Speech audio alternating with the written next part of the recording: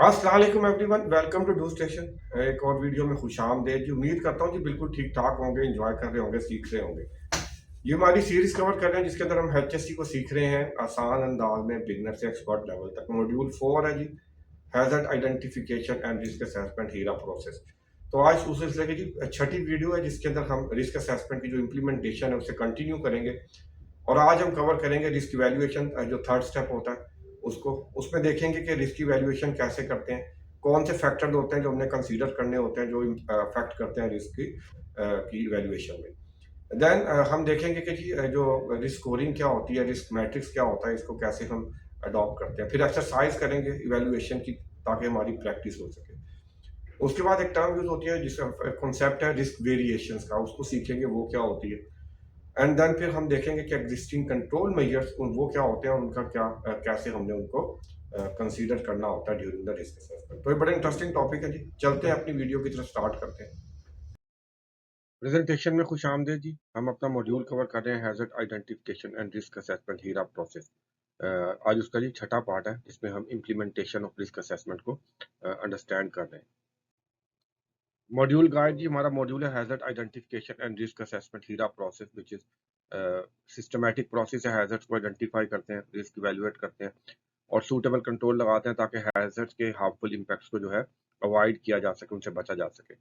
आज के मॉड्यूल के अंदर रिस्क असेसमेंट के स्टेप्स में इवैल्यूएशन का जो स्टेप है 3, वो है कवर करेंगे। इसके अंदर आपके रिस्क फैक्टर्स आ जाएंगे जो रिस्क को इन्फ्लुएंस कर रहे होते हैं, रिस्क स्कोरिंग, रिस्क मैट्रिक्स और देन कुछ एक्सरसाइजेज है जो हम कवर करेंगे। की टॉपिक्स जो आज के हैं, इवैल्यूएशन ऑफ द रिस्क है, इसमें factors which affect the risk, then कुछ एक्सरसाइजेज है रिस्क इवैल्यूएशन के हवाले से, risk scoring and risk matrix की understanding, then exercise risk variation factors के हवाले से and existing controls. Learning outcome module end पे जी आपको अच्छी अंडरस्टैंडिंग होगी कि आप analyse risk variation factor, environmental, human, organisational factor, ये किस तरीके से रिस्क को जो है इन्फ्लुएंस करते हैं। देन रिस्क इवैल्यूएशन के फैक्टर, लाइक्लीहुड और कॉन्सिक्वेंस, उनके बारे में अच्छी अंडरस्टैंडिंग होगी।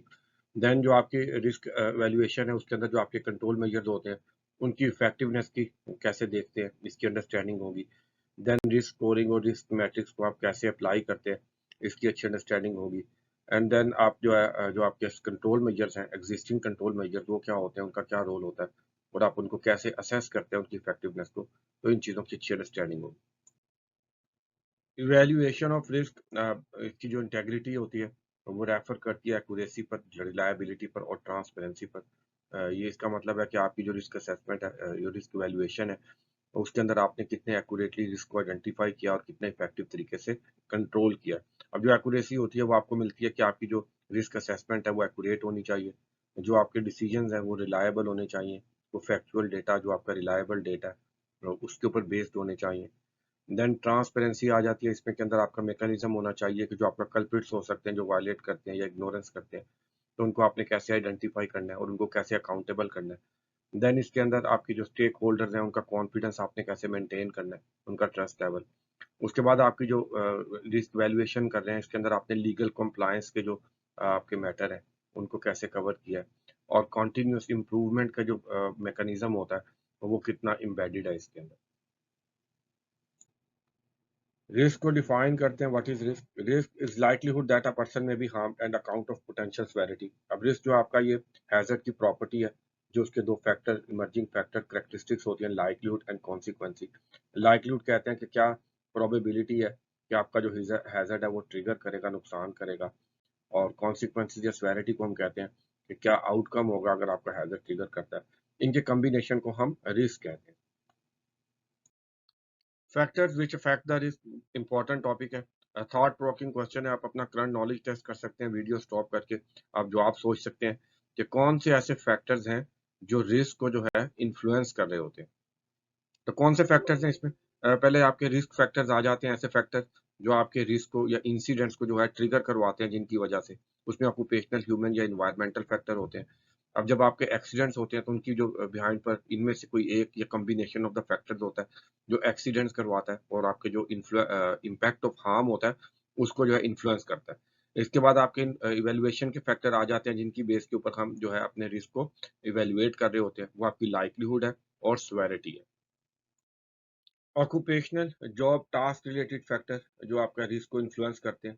Thought provoking question video stop करके आप अपना करंट नॉलेज टेस्ट कर सकते हैं। आपके ज़हन में कितने फैक्टर आते हैं ऑक्यूपेशन से रिलेटेड, आपकी जॉब से रिलेटेड, जो रिस्क को इंक्रीज कर सकते हैं। तो जिसमें आपकी जॉब कॉम्प्लेक्सिटी आ सकती है, टास्क कॉम्प्लेक्सिटी, आप कोई ऐसा हैवी इक्विपमेंट यूज़ कर रहे हैं, प्लांट यूज़ कर रहे हैं, जिसके लिए स्पेशलाइज्ड नॉलेज चाहिए, उसके अंदर बहुत से साइमल्टेनियस सेक्शंस हैं, जो कि मुश्किल है, कोई आपको स्पेशल नॉलेज चाहिए उनके लिए, इससे आपका रिस्क बढ़ सकता है। Then task frequency and duration, आप ऐसे काम कर रहे हैं जो हैज़ार्डस हो सकते हैं और आप बहुत ज़्यादा दफ़ा करते हैं दिन में या बहुत देर तक करते हैं। लाइक एक वर्कर जो असेंबली लाइन पे खड़ा है, मैनुअल हैंडलिंग कर रहा है, उसके जो पोस्चर है, उसकी जो मैनुअल हैंडलिंग है, सारा दिन चल रही है। इसी तरह आपकी जो कंप्यूटर डिस्प्लेस वगैरह है, वर्कर कीबोर्ड इस्तेमाल कर रहे हैं, सारा दिन कर रहे हैं। देन जी फिजिकल डिमांड्स हैं, ऐसे काम है जिसके अंदर फिजिकल डिमांड बहुत ज़्यादा है, लाइक मैनुअल हैंडलिंग कंटिन्यूअस है, जिसमें लोड ज़्यादा उठाना पड़ रहा है, या ऐसे पोस्चर्स में आपको जाना पड़ता है जो कि आपके लिए नुकसानदेह हो सकते हैं। देन कॉग्निटिव डिमांड्स होती हैं जिसमें आपका ब्रेन का बहुत ज़्यादा कंटिन्यूअस यूज़ होता है, कंसिस्टेंट यूज़ होता है। आपकी अटेंशन चाहिए होती है, फोकस चाहिए होता है, उसमें आपकी प्रॉब्लम सॉल्विंग स्किल्स चाहिए होती है, मेमोरी बहुत यूज़ होती है ब्रेन की। ऐसे टास्क जो है उससे रिस्क बढ़ जाता है, जैसे कि आपके एयर ट्रैफिक कंट्रोल के लोग हैं, वो सारा दिन जो ट्रैफिक मैनेज कर रहे हैं, तो इससे आपका रिस्क लेवल बढ़ सकता है। इक्विपमेंट एंड टूल्स की वजह से आप ऐसे इक्विपमेंट टूल यूज़ कर रहे हैं जो हैज़ार्डस हो सकते हैं, डेंजरस होते हैं, पावर टूल्स हैं जैसे कि कटर्स वगैरह। Then work organisation related factors आ जाते हैं जिसमें आपका वर्क लोड या ऐसे फैक्टर्स जो आपकी मेंटल एबिलिटी या स्ट्रेस पैदा करते हैं, जिसकी वजह से आपका जो रिस्क का लेवल है बढ़ जाता है। वर्क डिमांड्स आ जाती हैं, इसके अंदर डेडलाइंस आ जाती हैं, डिफरेंट किस्म के प्रेशर्स आ जाते हैं। तो ये आपके ऑक्यूपेशनल फैक्टर्स हैं या जॉब रिलेटेड फैक्टर्स हैं जो रिस्क को इन्फ्लुएंस करते हैं। आपके फिर ह्यूमन फैक्टर्स आ जाते हैं जो रिस्क को इन्फ्लुएंस करते हैं। आप thought provoking question video stop करके अपना करंट नॉलेज टेस्ट कर सकते हैं। कौन से आपके ज़हन में ऐसे ह्यूमन फैक्टर आते हैं जो जो आपका रिस्क होता है उसको इन्फ्लुएंस करते हैं, बढ़ा सकते हैं? तो ये जी रिलेट करते हैं behaviour and ability of individual undertaking the task, कि उसका बिहेवियर और एबिलिटी है जॉब को सेफ तरीके से करने की या नहीं। इसके अंदर आप उसका एटीट्यूड और मोटिवेशन टुवर्ड्स द जॉब आ जाता है और हेल्थ एंड सेफ्टी आ जाता है। अगर वो मोटिवेटेड है, मोटिवेशन के साथ काम कर रहा है, उसका एटीट्यूड पॉजिटिव है, तो वो सेफली एग्जीक्यूट करेगा, अदरवाइज जो रिस्क बढ़ जाएगा। कॉम्पिटेंसी लेवल बहुत क्रूशियल है, क्या उसको नॉलेज है सफिशिएंट, उसके अंदर एबिलिटी है, ट्रेनिंग है, स्किल्स है, एक्सपीरियंस है उसके पास जॉब से मुतल्लिका, वो चीज़ों को अंडरस्टैंड करता है अच्छे तरीके से, देन ऑब्वियसली वो सेफली एग्जीक्यूट करेगा, अदरवाइज जो रिस्क लेवल है वो बढ़ सकता है। देन जी लैक ऑफ एबिलिटी हो सकता है उसके अंदर, maybe due to the fatigue है, थका हुआ है, कोई बीमारी है, इलनेस है, तो हो सकता है वो उसके अंदर इस वक़्त ये काबिलियत ही नहीं है कि वो जॉब को सेफ तरीके से एग्ज़ीक्यूट कर सके। देन कॉग्निटिव एबिलिटीज़ आ जाती हैं, कुछ जॉब्स जो होती हैं जिनके अंदर दिमाग का कंसंट्रेशन, अटेंशन वगैरह बहुत ज़्यादा चाहिए होती है। तो कुछ लोगों में इम्पेयरमेंट हो सकती है, कि उनकी जो प्रॉब्लम्स सॉल्विंग स्किल्स होते हैं या उनका जो रिएक्शन टाइम होता है वो स्लो होता है ड्यू टू सम रीज़न। तो ऐसे लोग जो होते हैं वो प्रोन होते हैं, उनकी जिसकी वजह से जो रिस्क है वो बढ़ सकता है। इन्वायरमेंटल फैक्टर्स जो रिस्क को इन्फ्लुएंस करते हैं। थॉट प्रोवोकिंग क्वेश्चन, अगेन आप वीडियो स्टॉप करके करंट नॉलेज टेस्ट कर सकते हैं अपना। आपके ज़हन में कौन से ऐसे वर्क इन्वायरमेंट रिलेटेड फैक्टर्स आते हैं जो रिस्क को इंक्रीज कर सकते हैं? तो इसमें जी आपके ये एसोसिएटेड होते हैं वर्क एरिया से, आपकी कंडीशंस होती हैं वर्क एनवायरनमेंट की, जो कि हार्म की तरफ लेके जा सकती हैं। इसमें बैड लाइटिंग आ सकती है, बैड लाइटिंग में इंसिडेंट्स वगैरह हो सकते हैं। देन आपकी वेंटिलेशन की जो कंडीशंस हो सकती हैं वो बुरी हैं, आप ऐसे एनवायरनमेंट में काम कर रहे हैं, सफोकेशन ज़्यादा है, ह्यूमिडिटी बहुत ज़्यादा है, हीट ज़्यादा है। देन जी टेम्परेचर रिलेटेड हो सकते हैं कि आपकी अरेंजमेंट्स टेम्परेचर के हवाले से कैसी है, कोल्ड हो सकता है, हॉट हो सकता है।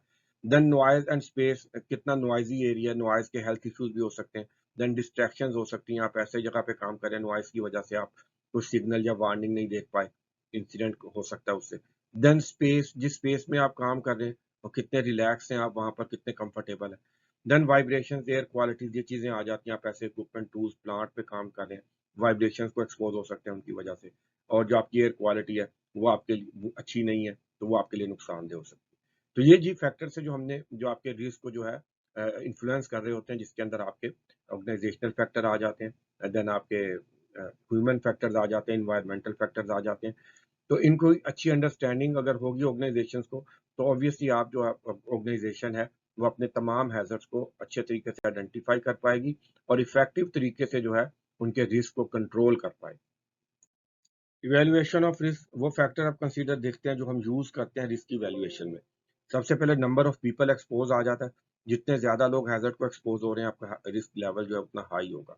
देन जी हम इसके अंदर लाइक्लीहुड को देखते हैं इंजरी कि क्या लाइक्लीहुड है हैज़र्ड ट्रिगर करेगा और नुकसान करेगा। जितनी लाइक्लीहुड या प्रोबेबिलिटी या चांसेस ऑफ हैज़र्ड जो है ट्रिगर करने के ज़्यादा होंगे, उतना ही आपका रिस्क का लेवल ज़्यादा होगा। इसी तरह हम फिर सेवेरिटी को कंसीडर करते हैं कि अगर आपका जो नुकसान होता है, तो उसकी सेवेरिटी कितनी होगी, शिद्दत कितनी होगी, वो जितनी ज़्यादा होगी, उतना ही आपका रिस्क का लेवल क्या होगा, ज़्यादा होगा। अब जो आपकी लाइक्लीहुड और सेवेरिटी है, ये आपकी मर्जिंग प्रॉपर्टीज़ हैं हैज़र्ड की, जो कंडीशंस और सर्कमस्टांसेस के साथ वेरी कर रही होती है। अब जैसे ये वेरी करती हैं, तो उसी तरह आपका रिस्क लेवल भी वेरी करता है। अब एग्जांपल से अंडरस्टैंड कर लेते हैं। आप वर्क एट हाइट कर रहे हैं 20 फीट पे, तो अब आपका जो वेदर कंडीशन है वो एक्सट्रीम है, तेज़ हवाएँ चल रही हैं। तो क्या लाइक्लीहुड है कि नुकसान होगा, हैज़र्ड ट्रिगर करेगा? बहुत ज़्यादा चांसेस है। लेकिन अगर यही काम आप स्टेबल वेदर में करते हैं, जिसके अंदर आपकी जो विंड स्पीड है वो कम है, तो अब लाइक्लीहुड क्या हो जाएगी, कम हो जाएगी और जो रिस्क लेवल है वो भी कम हो जाएगा। इसी तरह अगर आप 20 फीट पे वर्कर हाइट कर रहे हैं, वहाँ से वर्कर गिरता है तो डेथ हो सकती है, फैटेलिटी हो सकती है। सेवेरिटी का लेवल हाई है। लेकिन अगर वही काम आप 5 फीट पे कर रहे हैं, तो वहाँ पर जो आपका सेवेरिटी लेवल है वो डिक्रीज़ हो जाता है। इसी तरह आप जितने ज़्यादा नंबर ऑफ पीपल काम करेंगे, आपकी लाइक्लीहुड ज़्यादा होगी। अगर आप पर इंडिविजुअल जो उनकी लाइक्लीहुड है हैज़र्ड के ट्रिगर करने की, उनको ऐड अप करें, तब आपकी लाइक्लीहुड इंक्रीज़ कर जाएगी, इंसिडेंट के चांसेस बढ़ जाएँगे। इसी तरह अगर आपके ज़्यादा लोग गिर जाते हैं ऊपर से नीचे, तो जो आपका अमाउंट ऑफ डैमेज है या नुकसान है, वो भी बढ़ जाएगा। तो इस तरीके से जो आपका रिस्क होता है, वो वेरी कर रहा होता है डिफरेंट कंडीशंस की बुनियाद पर। अब इवैल्यूएशन ऑफ रिस्क कैसे करते हैं? रिस्क हमें पता है कि लाइक्लीहुड और सेवेरिटी के कॉम्बिनेशन को कहते हैं। तो सबसे पहले हम लाइक्लीहुड डिटरमिन करते हैं, ये कि प्रोबेबिलिटी कितनी है कि जो हमारा हैज़र्ड है वो ट्रिगर करेगा और नुकसान करेगा। और फिर इसको लो, मीडियम और हाई में रेट करते हैं। कैसे करते हैं? इसके अंदर जो फैक्टर हम देखते हैं, नंबर 1 देखते हैं कि हाउ ऑफ़न जो आपका हैज़र्ड है वहाँ प्रेज़ेंट होगा, कितनी देर तक मौजूद होगा। देन हम देखते हैं कि उसके अंदर कितने लोग हैं जो उस हैज़र्ड को एक्सपोज़ होने जा रहे हैं। एंड देन हम देखते हैं कि जो हमारा एक्जिस्टिंग कंट्रोल मेजर है, उनकी इफेक्टिवनेस कितनी है। इन 3 चीज़ों की बुनियाद पर हम इसको लो, मीडियम और हाई में रेट करते हैं। अगर हम इवैल्यूएट करते हैं कि लाइक्लीहुड जो है वो 10% तक है कि हैज़र्ड ट्रिगर करेगा, तो हम इसको लो में कंसीडर करते हैं। देन अगर 50% तक चांसेस हों, तो इसको मीडियम कर लेते हैं और अगर 50% से ज़्यादा चांसेस हम इवैल्यूएट करें कि हैज़र्ड ट्रिगर करेगा, तो हम इसको हाई में रेट कर देते हैं। देन हम डिटरमाइन करते हैं कि इसके पोटेंशियल इम्पैक्ट क्या होगा, कि जो सेवेरिटी है उसका क्या लेवल होगा। तो उसके अंदर जो फैक्टर हम देखते हैं कि जो आपका हैज़र्ड ट्रिगर करता है, तो उसके नतीजे में क्या नुकसान होगा, वर्कर को कितनी चोट लगेगी। देन हम देखते हैं कि वो जो चोट होगी, उसके इम्पैक्ट्स क्या होंगे ऑर्गेनाइज़ेशन के ऊपर, क्या वर्कर छुट्टी पे चला जाएगा, हॉस्पिटलाइज़ हो जाएगा या कोई क्लेम वगैरह करेगा। देन हम देखते हैं कि जो हमारे एक्जिस्टिंग कंट्रोल है, उनकी इफेक्टिवनेस कितनी है। देन हम डिसाइड करते हैं कि जो हमारी वैल्यूएशन है, वो अगर माइनर में लाती है हमारा जो कॉन्सिक्वेंस है, तो फिर हम इसको लो रेट कर देते हैं। अगर वो मॉडरेट में लाती है, लाइक वर्कर को सीरियस चोट लग सकती है, उसके स्टिचेज़ लग सकते हैं, तो हम उसको मॉडरेट में कर देते हैं। और अगर वर्कर की जान वगैरह जा सकती है, कैटास्ट्रोफिक नुकसान हो सकता है, तो हम इस कॉन्सिक्वेंसेस को, इस सेवेरिटी को हाई में रेट कर देते हैं। अब इस लाइक्लीहुड और कॉन्सिक्वेंस की जो वैल्यूएशन है, इसको अंडरस्टैंड करते हैं इसी एग्जांपल से। लेट्स से हमारे पास एक स्लिप हैज़र्ड है, पानी गिरा हुआ है। तो अब पहला फैक्टर लाइक्लीहुड में देखना है कि वो how often hazard is there, तो वो हैज़र्ड कब-कब मौजूद होता है। देन हमने देखना है कि how long the hazard is there, कि वो कब तक वहाँ मौजूद रहता है।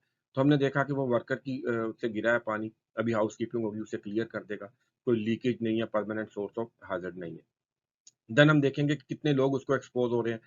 लेट्स से वो एक साइड पे गिरा हुआ है, वहाँ से काफ़ी कम लोग गुज़रते हैं, ऑफ एंड ऑन, एक आधा वर्कर गुज़रता है।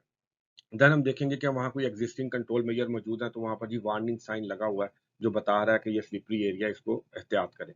तो अब क्या लाइक्लीहुड देंगे जी आप? Very low. क्यों जी? आपका जो हैज़र्ड है वो परमानेंट नहीं है, वर्कर जो एक्सपोज़ हो रहे हैं वो भी कम है और वार्निंग साइन भी लगे हुए हैं।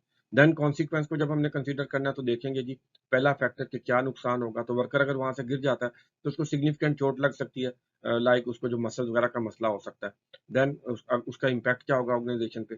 ज़्यादा से ज़्यादा वो थोड़ी देर के लिए उसको पेन हो सकती है, मेडिकल फर्स्ट एड वगैरह मिल सकती है, या ये हो सकता है वो छुट्टी पे चला जाए 1-2 दिन, 3 दिन, मेडिकल ट्रीटमेंट ले, रेस्ट करे और उसके बाद वापस आ जाए। देन जी हम देखेंगे क्या एक्जिस्टिंग कंट्रोल वहाँ मौजूद है, जी एक्जिस्टिंग कंट्रोल में वार्निंग साइन वहाँ लगे हुए हैं।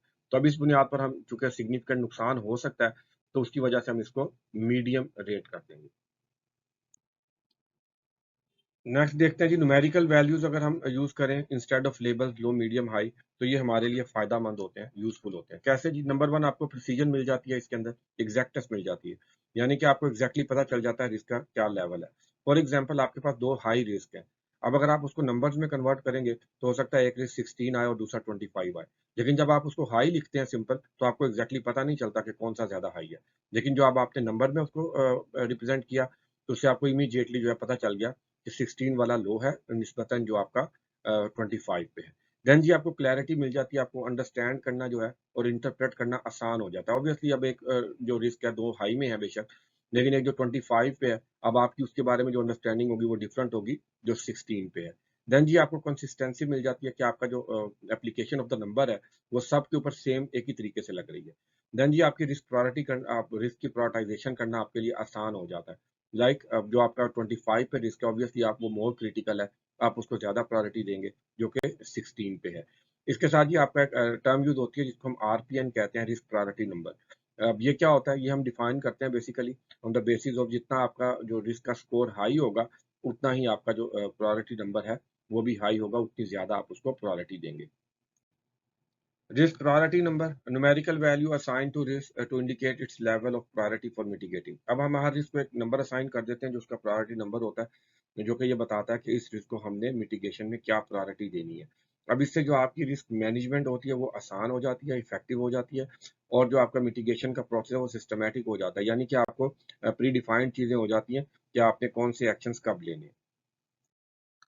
अब रिस्क प्रायोरिटी का जो नंबर आता है इसके अंदर आपके बेसिकली तीन फैक्टर्स होते हैं, एक लाइक्लीहुड, सेवेरिटी और देन ईज ऑफ डिटेक्शन, कि आपका जो हैजर्ड है उसको डिटेक्ट करना कितना आसान है या मुश्किल है। तो उसकी बुनियाद पर अब आपके हैजर्ड को जितना डिटेक्ट करना मुश्किल होगा, उसका डिटेक्शन नंबर उतना हाई होगा, और जो उसकी प्रायोरिटी नंबर है वो हाई हो जाएगा। अब जो हम आमतौर पर क्वालिटेटिव रिस्क असेसमेंट्स कर रहे होते हैं, उसमें जो हमारा डिटेक्शन का फैक्टर होता है हम उसको वैल्यू 1 दे रहे होते हैं, उसको इतना ज़्यादा कंसीडर नहीं करते। उसकी बजाय हम जो हमारी रेटिंग आती है लाइक्लीहुड और सेवेरिटी की वजह से, उसी की बुनियाद पर हम जो अपने रिस्क की प्रायोरिटी है वो सेट कर रहे होते हैं। हमने बहुत अच्छे से अंडरस्टैंड किया कि कैसे हम लाइक्लीहुड और कॉन्सिक्वेंसेस को जो है लो, मीडियम और हाई में लेबल करने की बजाय नंबर से रिप्रेजेंट करते हैं। अब इन नंबर्स को यूज करते हुए हम रिस्क की स्कोरिंग करते हैं, जिसके अंदर हम अपनी जो लाइक्लीहुड है उसको एज पर उसकी जो लेवल है, लो, मीडियम, हाई, जो उसका लेवल है उसके हिसाब से 1 to 5 रेट कर देते हैं। इसी तरह कॉन्सिक्वेंस को जो उसका लेवल होता है लो, मीडियम, हाई में, उसकी बुनियाद पर 1 to 5 रेट करते हैं। एंड देन जब इन दोनों को हम मल्टीप्लाई करते हैं, लाइक्लीहुड और कॉन्सिक्वेंस या सेवेरिटी को, तो हमें जो स्कोर मिलता है, जो नंबर मिलता है, उसको हम रिस्क स्कोरिंग कहते हैं। और ये हम तमाम रिस्क जो हमने इवैल्यूएट किए उन पे अप्लाई कर देते हैं। तो इस मेथड को आप रिस्क स्कोरिंग कहते हैं। अब रिस्क मैट्रिक्स होता है, ये भी सिमिलर है, इसके अंदर विजुअल रिप्रेजेंटेशन आ जाती है बेसिकली आपकी। तो वही जो आपकी लाइक्लीहुड और कॉन्सिक्वेंसेज हैं उनको एक्स एक्सिस और वाई एक्सिस पे जो है रिप्रेजेंट कर देते हैं with the number. And then जो आपका जो इनका कंबाइन स्कोर आ रहा होता है, बेसिकली कोरिस्पॉन्डिंग जो वैल्यू आ रही होती है इन द बॉक्स, उसको आप जो है वो रिस्क वैल्यू कह देते हैं। और जो आपका ये जो रिस्क मैट्रिक्स होता है बेसिकली, ये आपकी कैटेगराइजेशन भी कर देता है, लाइक लो, मीडियम और हाई के अंदर बता देता है आपको विजुअली कि कौन से जो आपके रिस्क हैं वो लो हैं, कौन से मीडियम है और कौन से हाई हैं। ये हमने अच्छे से अंडरस्टैंड किया कि वैल्यूएशन कैसे करते हैं, रिस्क स्कोरिंग मैट्रिक्स। अब प्रैक्टिस करते हैं, एक्सरसाइज करते हैं, इसको अप्लाई करते हैं। तो जी एक हैजर्ड नजर आ रहा है, स्टेयर्स हैं, तो इसकी क्या लाइक्लीहुड है वर्कर को यहाँ नुकसान होगा। तो जी लाइक्लीहुड पहला फैक्टर, ये कितनी कब मौजूद होता है, कितनी देर, ये तो परमानेंट लग रहा है, यहाँ ही रहेगा। देन जी कितने वर्कर, गेट है, एंट्री लग रही है कोई, तो काफी सारे वर्कर यहाँ से गुजरते होंगे, एग्जिस्टिंग कंट्रोल मेजर कोई नजर नहीं आ रहा है, तो लाइक्लीहुड क्या होगी जी, हाई होगी। 4 क्या कॉन्सिक्वेंसेज हो सकते हैं, वर्कर की हड्डियां वगैरह टूट सकती हैं यहाँ से गिर के। इम्प्लीकेशन क्या होगी जनाब, हॉस्पिटलाइज हो सकता है, काम बंद हो सकता है, और क्लेम वगैरह भी हो सकते हैं जिसका आपको नुकसान बढ़ना पड़ सकता है। एग्जिस्टिंग कंट्रोल कोई नजर नहीं आ रहा है, तो स्वेरिटी भी जिसकी हाई होगी। तो क्या जी आपका रिस्क रेटिंग आई 14, आपका जो रिस्क का स्कोर आया वो 16 बना। नेक्स्ट जी वर्क प्लेटफॉर्म लग रहा है, एक्सेस के लिए यूज हो रहा है, हाइट पे लेट से 10 फीट पे है ये। तो क्या लाइक्लीहुड है जी, सबसे पहले ये कब मौजूद होता है, कब तक रहता है। तो ये ऐसा लग रहा है कोई टेम्परेरी एक्टिविटी चल रही है, जब तक एक्टिविटी चलेगी ये मौजूद रहेगा। तो क्या जी कितने लोग यहाँ पर हैं जो है इसके अंदर एक्सपोज हो रहे हैं, अभी एक वर्कर नजर आ रहा है हमको। तो क्या एग्जिस्टिंग कंट्रोल है, कोई एग्जिस्टिंग कंट्रोल नहीं है, तो लाइक्लीहुड क्या देंगे जी, वेरी हाई देंगे। तो आपने 5 वैल्यू दे दी। कॉन्सिक्वेंसेस सेवेरिटी है कि क्या नुकसान हो सकता है, यहाँ से ये गिर सकता है तो इसका बड़ा अच्छा खाला नुकसान हो सकता है, हड्डियां वगैरह टूट सकती हैं इसकी, जो जान भी शायद चली जाए। तो जी क्या इम्प्लीकेशंस हो सकती हैं, आपको मेडिकल हॉस्पिटलाइजेशन हो सकती है। देन जी आपका काम बंद हो सकता है, वर्कर जो है वो लीव पे चला गया। देन क्लेम वगैरह हो सकते हैं, तो सेवेरिटी भी जी इसकी हाई लग रही है क्योंकि एग्जिस्टिंग कंट्रोल भी कोई मौजूद नहीं है। तो जी क्या वैल्यू बनी आपके रिस्क की? तो 20 जो कि हाई में आ रहा है। नेक्स्ट ये एक पेंट है जी, हम यूज कर रहे हैं, हमारा वर्कर पेंटर है। तो क्या लाइक्लीहुड है, हैजर्ड कब प्रेजेंट होता है, कब तक रहता है? पेंटर है तो वो तो पेंट का ही काम करेगा, तो ये हैजर्ड तो जब तक वो यूज करता रहेगा तो ये मौजूद रहेगा। देन जी कितने वर्कर हैं? लेट्स से एक ही पेंटर है यहाँ पर, और एग्जिस्टिंग कंट्रोल कोई नजर आ रहे हैं। लेट्स से वो नॉर्मल जो हमारे पीपीज हैं वो यूज कर रहा है। तो अब आप लाइक्लीहुड को क्या वैल्यू देंगे? मॉडरेट 3 वैल्यू दे सकते हैं। कॉन्सिक्वेंसेस क्या हो सकते हैं जी इसके? सबसे वर्कर की जो हेल्थ है उसको इम्पैक्ट कर सकता है। क्या इम्प्लीकेशन हो सकती हैं उसकी? हो सकता है जी क्रोनिक मसाइल कर दे, कोई एलर्जी वगैरह कर दे, इस तरह का सीरियस मसला कर दे, तो ये सीरियस हो सकता है। कोई एग्जिस्टिंग कंट्रोल जी पीपी वर्कर यूज कर रहा है, तो अब क्या कॉन्सिक्वेंसेस को आप देंगे रेटिंग? तो जी आप इसको हाई कर सकते हैं, 4 कर सकते हैं कि अगर इसको कोई सीरियस हेल्थ इश्यूज हो गए क्रोनिक किस्म के, तो वो इसके लिए बड़ा मसला कर सकते हैं। तो क्या रेटिंग आई आपकी जी? ओवरऑल रिस्क की जो स्कोर आया वो 12 आया, जो कि मॉडरेट में आता है। तो इस तरीके से जो आप जो अपने रिस्क की वैल्यूएशन है वो कर रहे होते हैं। अब हमने इवैल्यूएशन को अच्छे से देखा, अब ज़रा डिस्क्राइब करते हैं जो डिफरेंट रेटिंग्स होती हैं जो हम रिस्क मैट्रिक्स में यूज़ करते हैं। तो अगर आपका रिस्क का स्कोर 20 से 25 आ रहा है, वेरी हाई है, आप एक्टिविटी परफॉर्म नहीं कर सकते और इमीडिएटली एक्शन लेंगे, अपने जो रिस्क को उसको रिड्यूस करेंगे, देन जो है आप जो है एक्टिविटी स्टार्ट कर सकते हैं। अगर आपकी रेटिंग 15 टू 16 है, ये भी हाई है, इसमें भी अगर आपको एक्टिविटी स्टॉप करनी पड़े, आप इमीडिएटली स्टॉप करें, अपने एग्जिस्टिंग कंट्रोल्स को जो है वो इम्प्रूव करें और रिस्क लेवल को रिड्यूस करें। देन जी अगर आपका रिस्क स्कोर जो है वो 8 से 12 के बीच आ रहा है तो इसको हम मॉडरेट कहते हैं। इसके अंदर जी आप जो आपने with in specified time limit जो अपने जो कंडीशंस है उसको इम्प्रूव करना होता है, और उसको इम्प्रूव करके जो अपने रिस्क लेवल है उनको रिड्यूस करना होता है।